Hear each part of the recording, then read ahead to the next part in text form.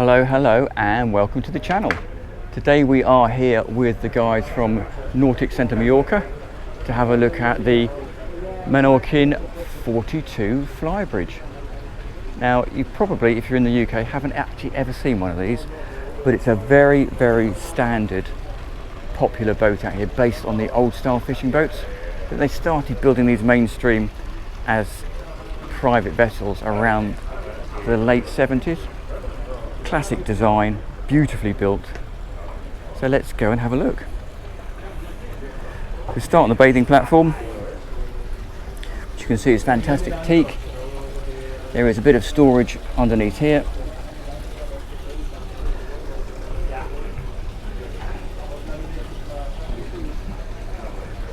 Look at that, bit of self-draining storage for your ropes, your fenders and the like. All on self-supporting struts. And you can see by the sort of shape in the back of the hull, it's very much a classic fishing boat style. The teak runs right the way through here, including things like the capping rails and the top of the bulwarks. That's all optional. Proper cleats. And as you can see, even standing on the bathing platform, full walk around side decks. Really beautiful. Engine access down there, we'll have a peek in a moment. Plenty of room here for dining tables, chairs and the like. So we'll go inside first. First thing that greets you are the fact that these patio doors are all teak, and there's four sections to it. The two that are open here and those two there, and they effectively slide back and hold behind the ladder. And if you want more cockpit space, you'll also notice that the flybridge ladder clips back against the door there to give you even more space out here. So if we move inside, you can see on the starboard side there's a nice rectangular dining area with a hydraulic pedestal table, lovely wooden flooring right the way through, and galley on the port side. Now there is another option. You can have the galley down if you want to, lose one of your heads, but obviously gain another sofa and some more storage up here. Fridge here, lots of lovely storage in here. Korean style worktop with a lovely sink, double burner gas hob, and quite nice to have an opening window by the cooker, which is obviously set down below there. And then down in this cupboard here we have our distribution panel for AC and DC volts. Lovely space forward, proper little ship feel to this boat. Double helm station over on the starboard side, and as I say, proper ship, so it's got a lovely upright steering wheel. Volvo Pentas are used throughout the range, so obviously Volvo Penta controllers. This particular one comes with D4s.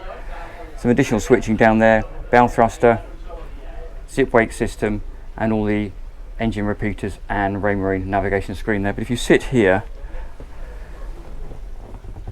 lovely view forward, and you'll notice that there's a lot of foredeck on these boats, which we'll have a look at when we go outside. But what they don't do is they're not dragging all of this space all the way forwards to maximise interior volume. They're very much sticking with the original ethos of the brand. Nice wide steps down, take you to the accommodation. I'm going to start in the third cabin, simply because this effectively can be a galley if you want it. So you'll notice the double bed, decent sized double bed, goes underneath the galley up. Little hull window with an opening port, and then you've got storage all the way through that cabinet unit, and another opening vent there. And you do have full standing headroom up here as well. So if you go for the galley down variant, effectively they cut obviously that bulk. They don't cut it, they just don't put that bulkhead in. That runs right the way through to this bulkhead here, and effectively you take your steps down and then you turn into the galley there. So galley up, galley down, your choice as the owner. Across from there we have the second cabin. Again, lots of storage right the way across here, like so. Again, full standing headroom, same as the other side. Opening port light, and then this one is a really light and airy twin cabin.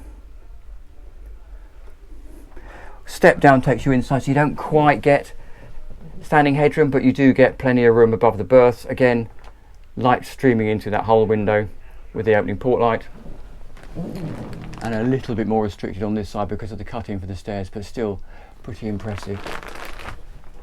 That is then given access to the day heads through this door here.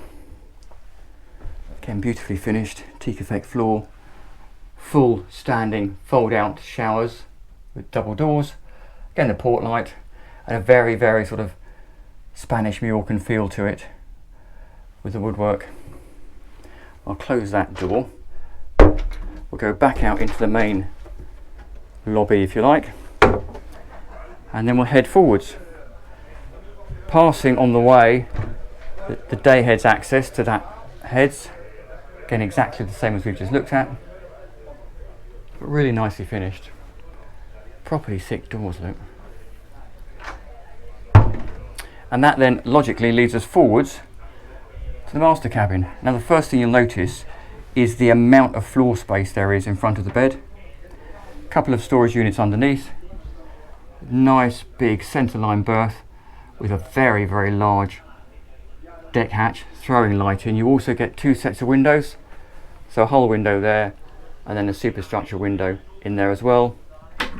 And as you can see, cabinets right the way throughout. Little storage locker down there. Really, really nice. Another storage locker over here, like so. And then behind us, behind this door here, we then have access to the master ensuite heads. Oops, like so. Again, finished in very much the same style. That clever fold out shower, so when you're not using the shower, the doors are out the way, and when you use it, it actually gives you a decent space because that shower cuts across here and back across that, so that's a bigger shower unit than you'd normally get. Just really nicely finished, and again, loads and loads of headroom. So that is the master cabin. We'll head back out and go and have a look at the flybridge, and then we'll have a look at the foredeck. So being a Mediterranean boat is very much about, as much about outside entertaining space as it is about inside. Up these nice teak laid steps up onto the flybridge. Once you're up here, there's a little bit of space at the back there for you to put your sun loungers or whatever you fancy. Beautiful solid teak radar arch there, and in this variety, in this weather, certainly in the Med, you'd have the bimini up most of the time. That gives you shade if you're choosing to dine or relax up here in this lovely C-shaped dining area with this, again, solid wood teak table on a lovely stainless steel adjustable height, so you can effectively drop that down. It sits in the lip, you can see across here, drops that down, and you can make that an entire sunbathing area. And over on the starboard side we have the helm station, pretty much a repeat really of downstairs. So the Volvo Penta controls, joystick, obviously the wheel, and the other bits and pieces that would be owner choice. But while we're here, we'll take a quick peek forward, because that gives you an idea of the size of that foredeck area. So let's go and have a quick peek at the foredeck. Bear with me while I climb backwards down the stairs one-handed.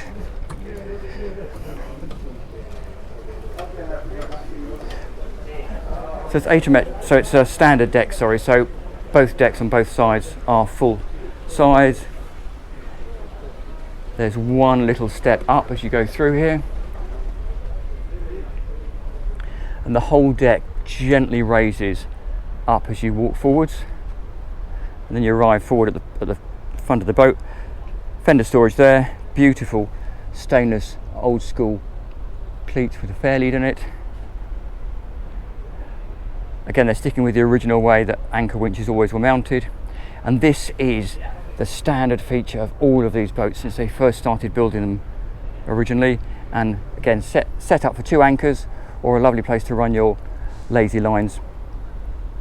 Now, if I stand up here for a minute and turn around, get an understanding of just how much deck space there is at the front absolutely vast sun loungers, and even in front of the sun loungers there's still, you can still set up another chairs and tables up if you wanted. There's that massive fore hatch that we looked at that's throwing light into the fore cabin. So there you go, what an absolutely fantastic boat. So there are dealers in the UK, but you certainly won't see many of them, but you'll see an awful lot of them around the islands, around the Balearics. So I shall leave you with a view of the foredeck. Thank you very much for the guys letting us have a look around. I'll put links to their website below, so if you want more information, please contact them. Thank you for watching. Do please like and subscribe, and I will see you next time round.